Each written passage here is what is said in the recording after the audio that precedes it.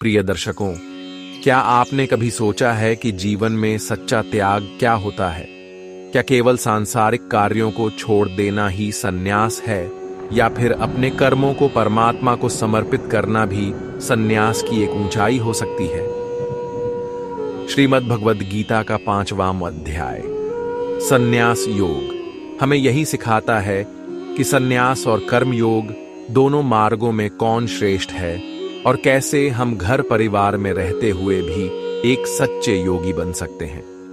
इस अध्याय के प्रत्येक श्लोक में श्री कृष्ण ने जीवन का गूढ़ रहस्य समाया है। अगर आप सच में जानना चाहते हैं कि कैसे जीवन के संघर्षों के बीच शांत और स्थिर बना जा सकता है, तो इस अध्याय का ज्ञान आपके जीवन को दिशा देगा। तो अंत तक इस वीडियो को अवश्य देखें, क्योंकि यह केवल श्लोकों का अर्थ नहीं है, यह एक अनुभव है, एक आंतरिक यात्रा आत्मज्ञान की ओर। 5वां अध्याय संन्यास योग। इस अध्याय में अर्जुन श्री कृष्ण से एक महत्वपूर्ण प्रश्न करता है। हे कृष्ण, कृपा करके मुझे स्पष्ट बताइए कि संन्यास कर्म का त्याग श्रेष्ठ है या कर्म योग कर्म करते हुए त्याग की भावना। श्री कृष्ण इस अध्याय में दोनों मार्गों की विशेषताओं को बताते हैं, परंतु अंततः कर्मयोग को अधिक व्यावहारिक और श्रेष्ठ बताते हैं, क्योंकि यह संसार में रहते हुए भी आत्मज्ञान की प्राप्ति करा सकता है। श्री भगवानुवाच संन्यासः कर्मयोगश्च निःश्रेयस्करावुभौ तयोस्तु कर्म संन्यासात् कर्मयोगो विशिष्यते। अर्थात भगवान कहते हैं, संन्यास कर्म का त्याग और कर्मयोग कर्म करते हुए फल की आसक्ति का त्याग दोनों ही मोक्षदायक है, परंतु इन दोनों में कर्मयोग कर्म के त्याग से श्रेष्ठ है। भावार्थ, यह श्लोक जीवन का महत्वपूर्ण मार्गदर्शन करता है। केवल कर्मों से भागना संन्यास नहीं है, कर्म करते हुए भी त्याग की भावना रखी जा सकती है और वही श्रेष्ठ योग है। यह सांख्य प्राप्यते स्थानम तद्योगैरपि गम्यते। एकम सांख्यम च योगम च य पश्यति स पश्यति। अर्थात जो सिद्धि सांख्य योग ज्ञान मार्ग से प्राप्त होती है, वही सिद्धि कर्म योग से भी मिलती है। जो ज्ञान और कर्म के योग को एक रूप में देखता है, वही वास्तव में तत्व को जानने वाला है। भावार्थ, सच तो यह है कि ज्ञान और कर्म दोनों रास्ते हमें परमात्मा तक पहुंचाते हैं। ये विरोध नहीं, पूरक हैं। योग युक्तो विशुद्धात्मा विजितात्मा जितेंद्रियः सर्वभूतात्म भूतात्मा कुर्वन्नपि न लिप्यते। अर्थात जो व्यक्ति योग में स्थित है, जिसकी आत्मा शुद्ध है, जिसने मन और इंद्रियों को वश में कर लिया है, वह सारे जीवों में अपनी आत्मा को देखता है। वह सब कुछ करता हुआ भी बंधन में नहीं पड़ता। भावार्थ, कर्म करते हुए भी अगर व्यक्ति का मन निर्मल और आत्मा संयमित है, तो वह संसार में रहते हुए भी मुक्त होता है। ब्रह्मण्याधाय कर्माणि संगम त्यक्त्वा करोति यः लिप्यते न स पापेन पद्मपत्रमिवाम्भसा। अर्थात जो व्यक्ति अपने कर्मों को ब्रह्म ईश्वर को अर्पित कर देता है और आसक्ति का त्याग करके कार्य करता है, वह पाप में लिप्त नहीं होता, जैसे जल में कमल का पत्ता लिप्त नहीं होता। भावार्थ, कर्म को ईश्वर अर्पण करने से हम पाप पुण्य की चिंता से मुक्त हो जाते हैं।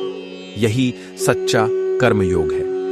विद्या विनय संपन्ने ब्राह्मणे गविहस्तिनि शून्यचैव श्वपाके च पंडिताः समदर्शिनः।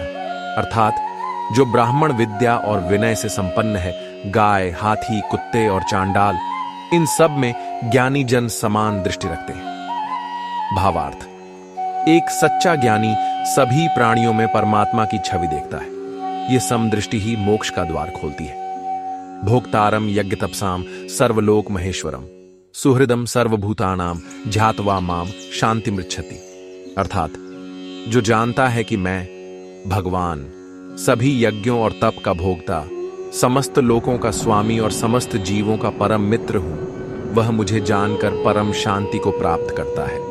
भावार्थ, जब हमें यह अनुभव होता है कि परमात्मा हमारा सच्चा हितैषी है, तब मन में पूर्ण शांति आती है। सारांश इस अध्याय में श्री कृष्ण दो प्रमुख मार्गों संन्यास, त्याग और कर्म योग की तुलना करते हुए कर्म योग को अधिक श्रेष्ठ सिद्ध करते हैं। अर्जुन यह समझना चाहता है कि यदि दोनों मार्ग मोक्षदायक हैं, तो उनमें से कौन सा ज्यादा व्यावहारिक और हितकारी है।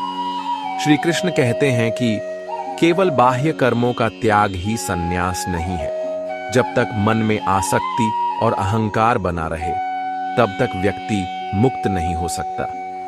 कर्म योग में व्यक्ति सब कर्म करता है, लेकिन फल की चिंता से मुक्त रहता है। वह कर्म को भगवान को अर्पित करता है, जैसे एक सेवक अपने स्वामी की आज्ञा का पालन करता है।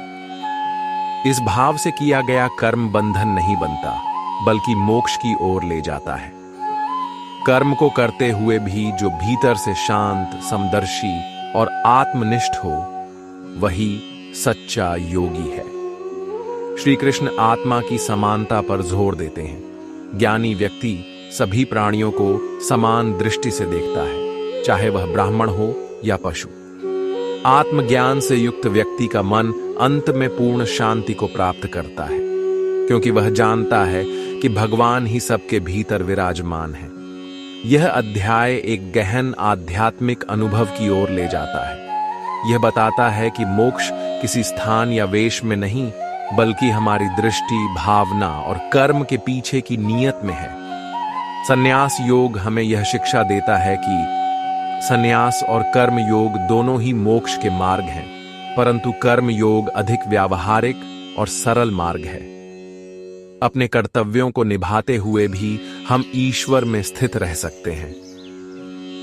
जब हम अपने कर्मों को ईश्वर को अर्पण करते हैं और फल की चिंता छोड़ते हैं, तब जीवन शांत, स्थिर और मुक्त हो जाता है।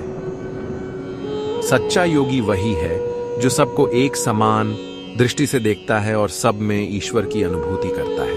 प्रिय दर्शकों, जीवन कोई बोझ नहीं, यह भगवान द्वारा दिया गया एक अवसर है आत्मा को पहचानने का, कर्म को आराधना बनाने का। इस अध्याय में जो गहराई है, उसे केवल सुनकर नहीं, जीकर समझा जा सकता है।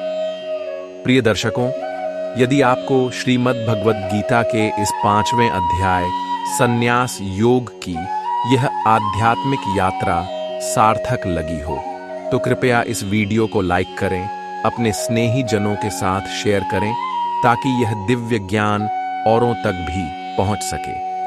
हम आपसे निवेदन करते हैं कि हमारे चैनल को सब्सक्राइब जरूर करें, ताकि आने वाले अध्यायों का संदेश सबसे पहले आप तक पहुंचे।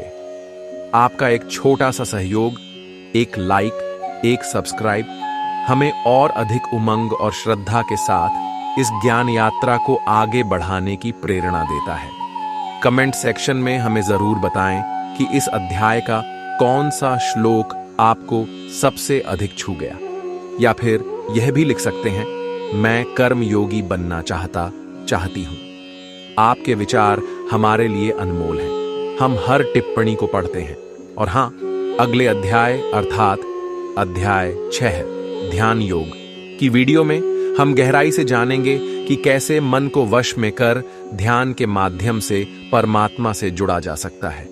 ये ज्ञान आपके अंतर मन को शांत करेगा और आपको स्वयं की ओर मोड़ने में सहायता करेगा। तो जुड़े रहिए और अगली कड़ी में मिलते हैं एक और दिव्य संदेश के साथ। हरि ओम तत्सत। जय श्री कृष्ण।